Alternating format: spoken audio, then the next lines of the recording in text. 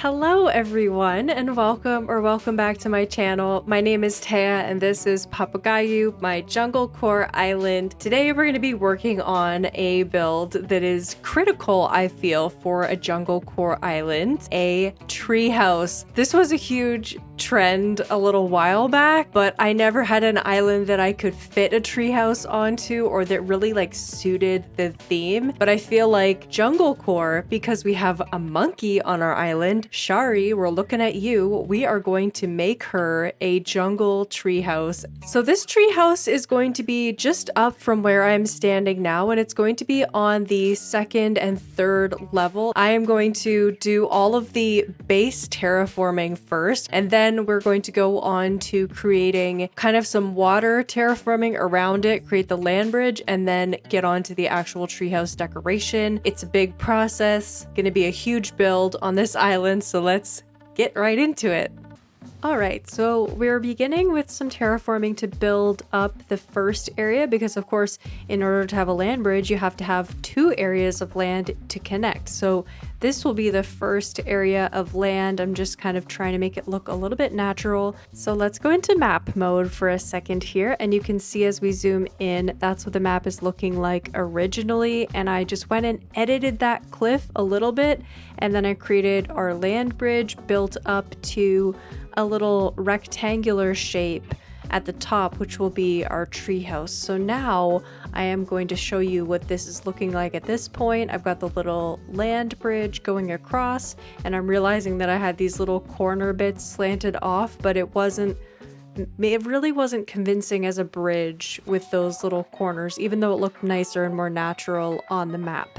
So I am marking out where I want Shari's house to be, and it fits so perfectly on this cliff. I didn't really plan it, but I knew I wanted the land bridge to be 4 tiles wide, and then it just lined up so well. So I did another 4 tiles on the left and 4 tiles out to the right for the overall shape. So it was 12 tiles wide for the treehouse and then 8 tiles deep, so it's rectangular.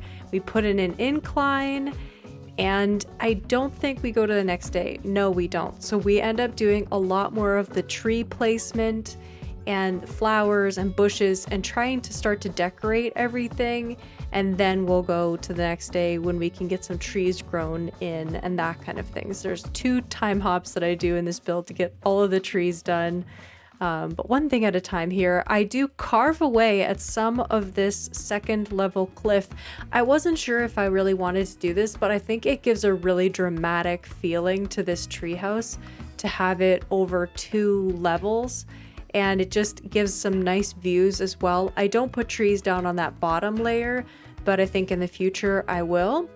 And then I wanted to create a sunken waterfall on the right hand side, which this was my first ever sunken waterfall. And so long ago, I watched Lex Play's tutorial on how to do a sunken waterfall. So I hadn't brushed up or anything on it, but I did remember this trick that she had to dig in from the one side from the back of your island. And I'm not actually that close to the back of my island. I do have to dig quite a tunnel in to get to this build, but I think it turned out really good. I'm super happy with my very first ever sunken waterfall. It's not really that waterfall-y yet. I think I might add a little bit more of a stream coming down it, but I kind of like it looking a bit minimal too. Anyways, you'll see how that comes together, but I'm just carving out this shape and trying to make sure that I leave enough space on the second level to get some trees in place there as well. And I'm just defining the shape of this waterfall, closing myself in there. So now I've got the little sunken pit that I want to work with. And the water terraforming was incredibly challenging in this little tight space, but I do get there eventually. I'm saving you a lot of time by cutting out most of me filling in the same space 1.5 million times. But there you have it. There's the inside shape, and I realized pretty quickly that I want to get rid of this whole water over here. I thought that I was going to connect that into the waterfall, but I end up making a little 3rd level chunk so that I can put a tree on top of it, and that I can actually feed some waterfalls down from the 3rd level all the way down to the ground level. So much talk about levels. You like take a sip of water every time I say level in this video. You're gonna be real hydrated. It's gonna be great. Today, oh my goodness, how have I not talked about this yet? Today is the day of the not Nintendo Direct, of the Animal Crossing Direct. How was it? Let me know down below what your thoughts are. I'm recording this the night before the Direct and I'm like buzzing with anticipation. I'm so excited to watch it. I do plan on downloading clips from people's reactions to the Direct if there's any ones that I really feel are standoutish, or if I feel like making another compilation, I might do that. Let me know if you guys are interested in seeing me do another compilation, but this time for the actual Animal Crossing Direct. I'm so excited, I can't even stand it. I was considering not even posting this video tomorrow because I'm not sure if anybody's going to even want to watch any regular videos. Everybody's going to be caught up in like Direct hype, but I still wanted to produce something because every once in a while, even when something exciting is going on, I like to see just regular Animal Crossing builds. I don't know, something really relaxing about it for me. So that's why I make these videos in the first place. Anyways, that was a lot of ranting. I hope the Direct was good, but I'm just creating a little waterfall right now. Taya, keep your eye on the prize. We're doing some water terraforming, and I got fully carried away with water terraforming. I had to get this build like back on track when I was doing it, but it's just so much fun. I don't know how I'm enjoying water terraforming now on this island, but I truly am.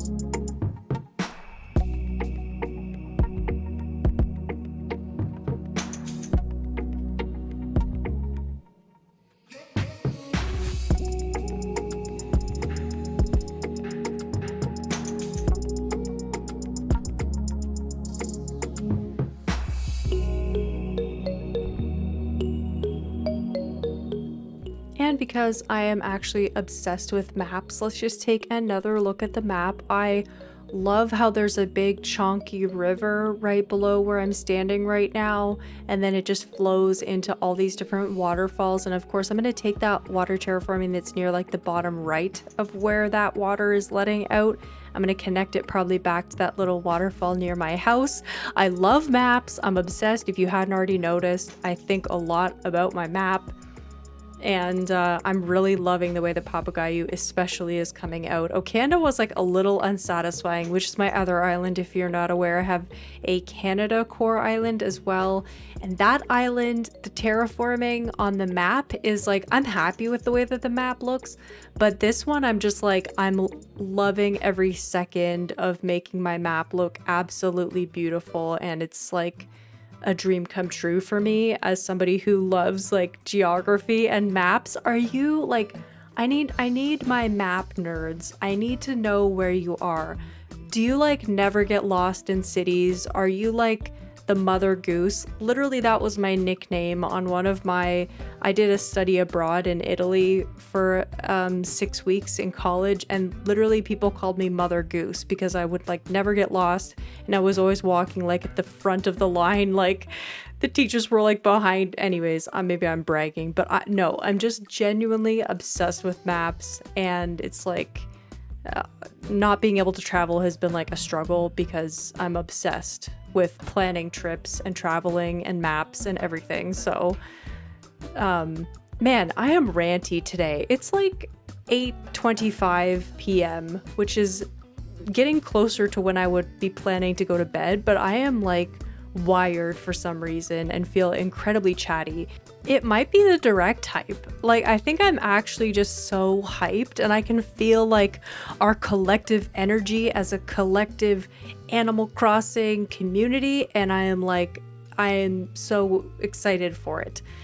How many times have you seen the word excited and like hype within the past couple weeks? It's just, we're insatiable. We're like, the whole Animal Crossing community is like all a buzz, and I feel it, and I just can't wait for tomorrow morning. I can't wait.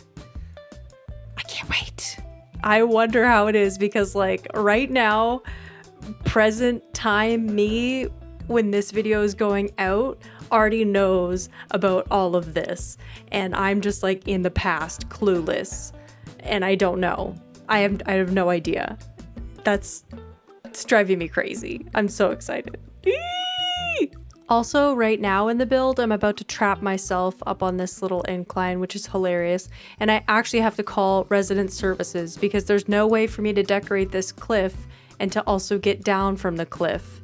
So yeah, that happened. I had to call rescue services to get off of this tiny little cliff, and they brought me home, and I was able to continue with my decorating.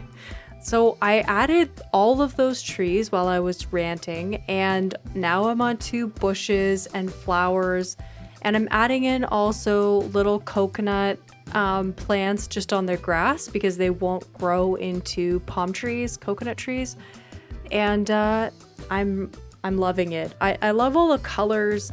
Ever since I decided, like, originally my plan was to have this jungle island be super hardcore and kind of like spooky, creepy feeling as a real jungle would feel. I have no desire to go into jungles because of like giant bugs in real life. But yeah, as I was going through and making this island, it's become a lot more of a friendly seeming jungle. So I'm not mad at it. I like it. It's just not threatening, but I'm actually happy with it because it's more colorful. It's actually more like me. Like, it became my version of a jungle. Also, I don't know why this little collection right here that I'm about to make makes me so happy, but something about it just gets me. The mush log with the bamboo partition behind it and a white mum. I don't know why. I should probably put a bug model on top of that mush log, but I love it. Bamboo partitions were like my best friend in this build. I just realized I never put custom designs under that bamboo partition. Never gonna happen. It's the way it is now. It's done.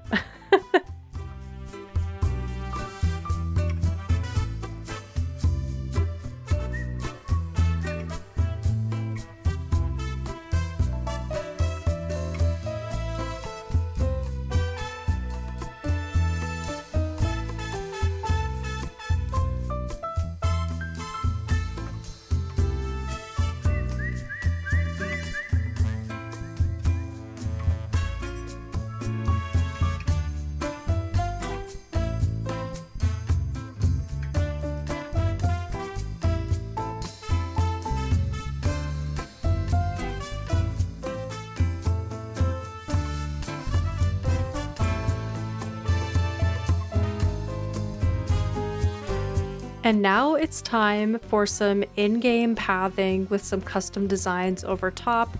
At first I thought I didn't want to put pathing down, but because I am such a sucker for my map looking really nice, I did put down some in-game pathing just around her house there.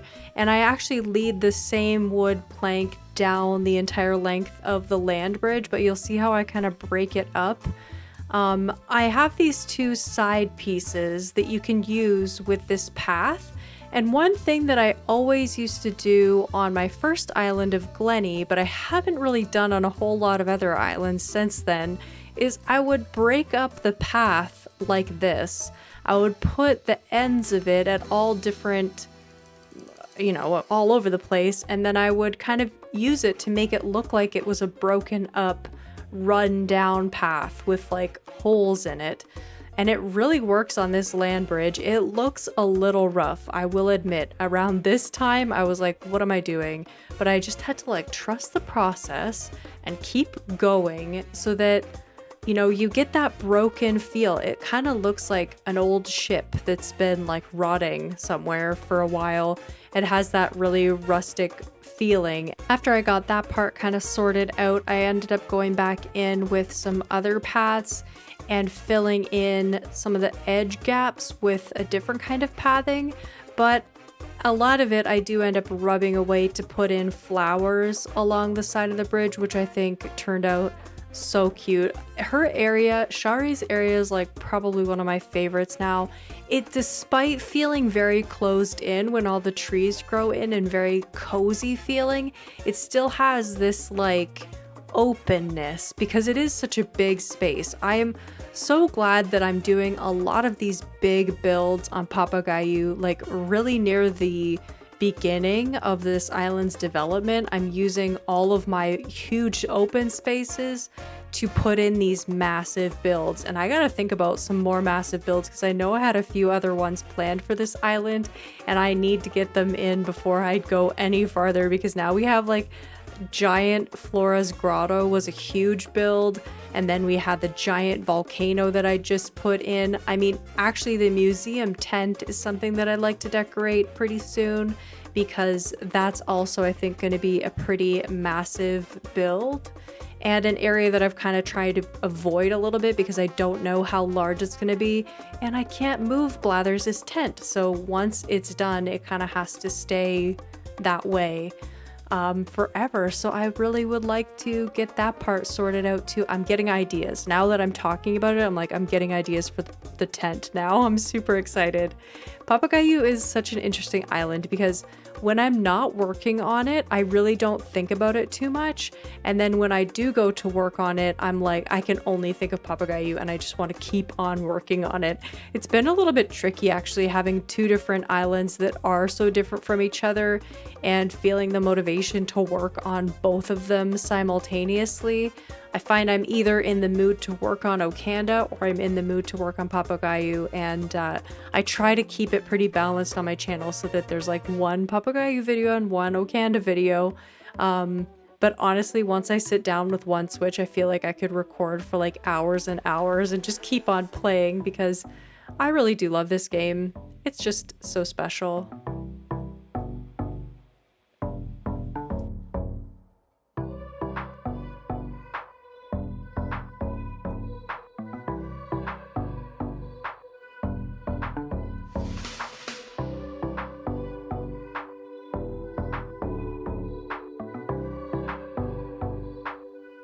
I had so much fun with this build, and I think it's because there were so many firsts for me in this build.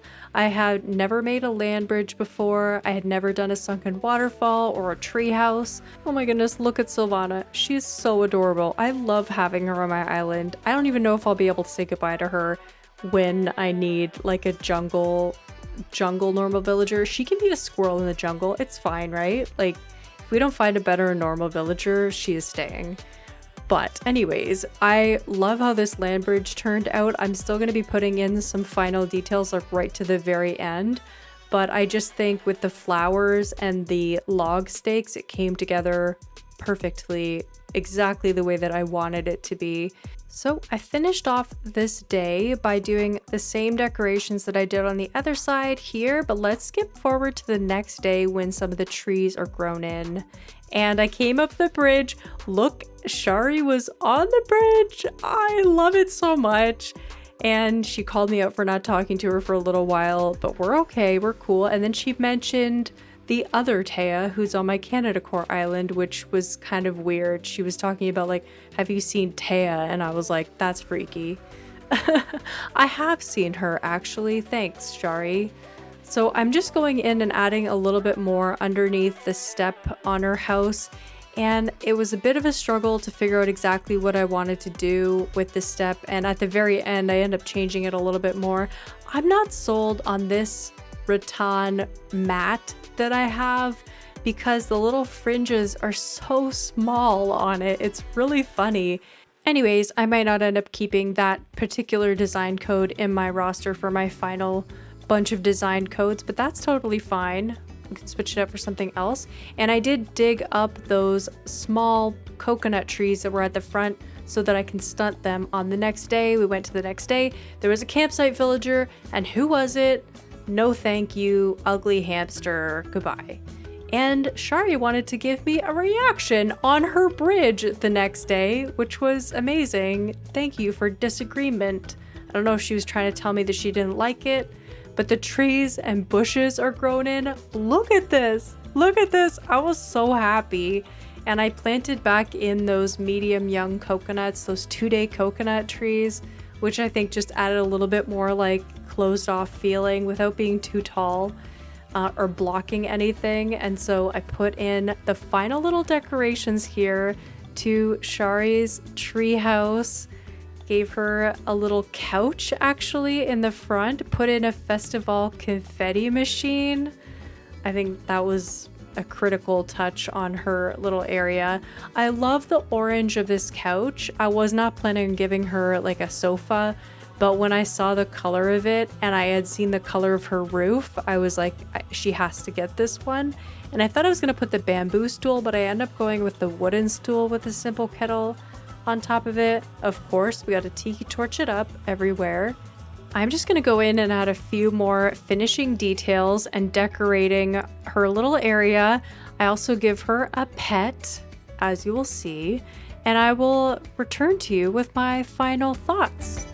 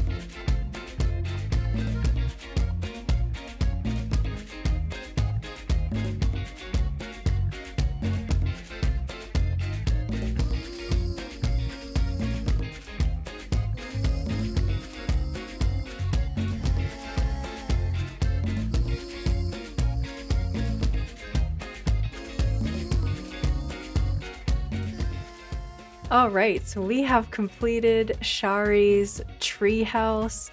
It sort of feels like a treehouse, and it sort of just feels like her little secret retreat, which is also totally fine. And she has a cozy little space. She has her little guard beetle here, and she's bringing the party, so she's got some festival confetti going around. I love the little pops of orange and yellow to kind of blend in with her vibe. I put a monarch butterfly back there for just some extra pop of color. After a little bit of adjustment, I've just made this front door mat a little bit wider. I'm still not 100% sold on this exact rug design for my island. I've only used it like right here, so if I don't use it very many other places, I'll probably nix it. My first ever sunken waterfall. I think it turned out pretty cute. Thank you so much everybody for watching today, and I will see you in the next one. Bye everybody.